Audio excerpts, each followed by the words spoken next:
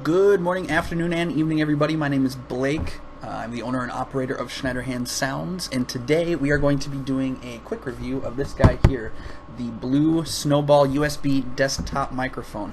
This is just an empty box. It's not an unboxing. It's just going to be a quick review. One thing different about this review than my other future reviews that I'll be doing is typically the reviews of gear that I'll be doing are going to be done in the studio because they're more studio equipment. With this product, however, it is technically advertised for capabilities in studio recording. However, it's mostly applicable in like a desktop office environment. So I feel like doing it in my home here in this more living room open environment is a better test to give a fair example of what this product sounds like and how this product acts. So let's get started. Okay, so directly out of the box, aside from the manual, you get the USB Type-B cable, the mic stand, and the microphone itself.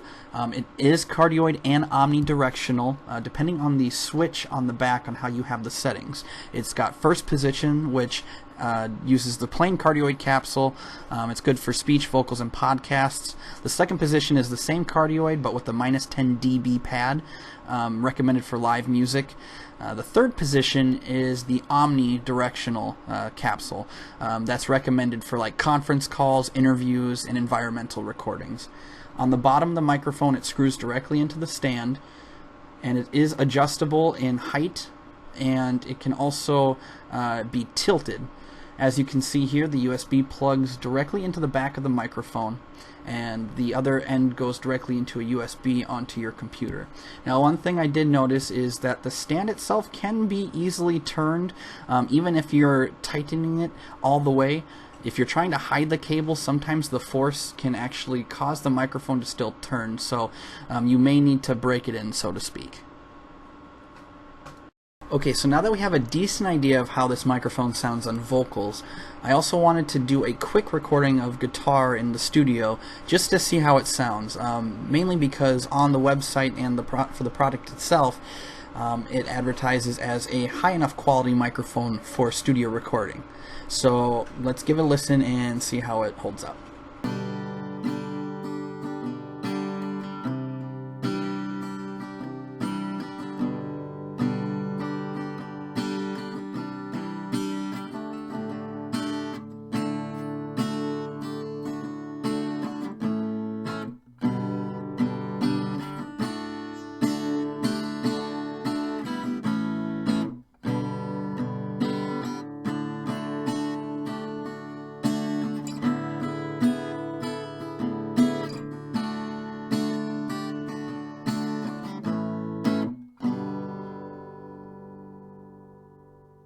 So after all is said and done, is the mic worth the money?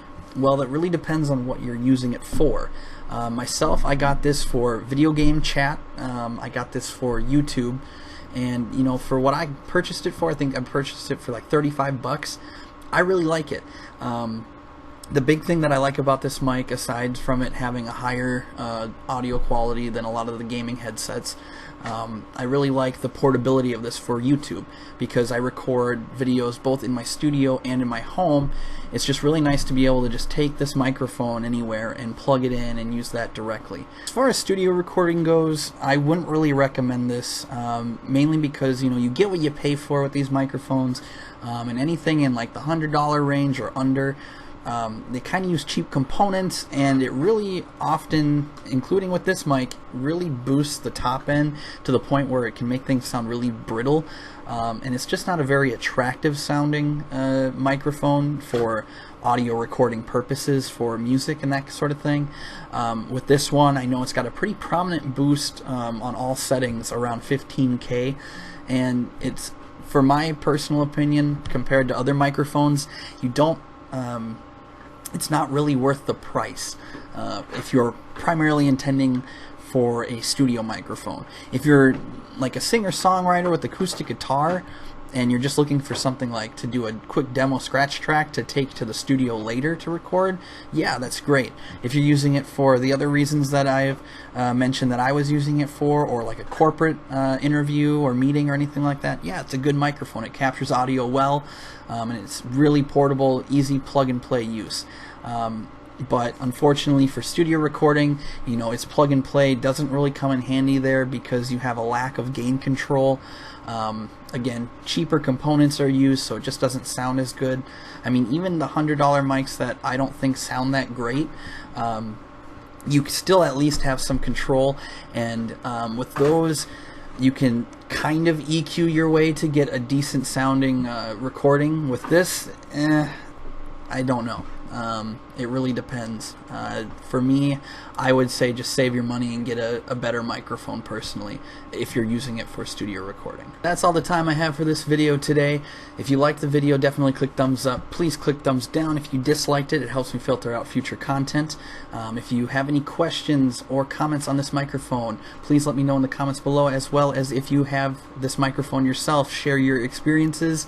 If you have any suggestions for future videos, let me know down below as well. As always, subscribe for future content. I will be hopefully releasing another video later next week, and until then, y'all have a good one.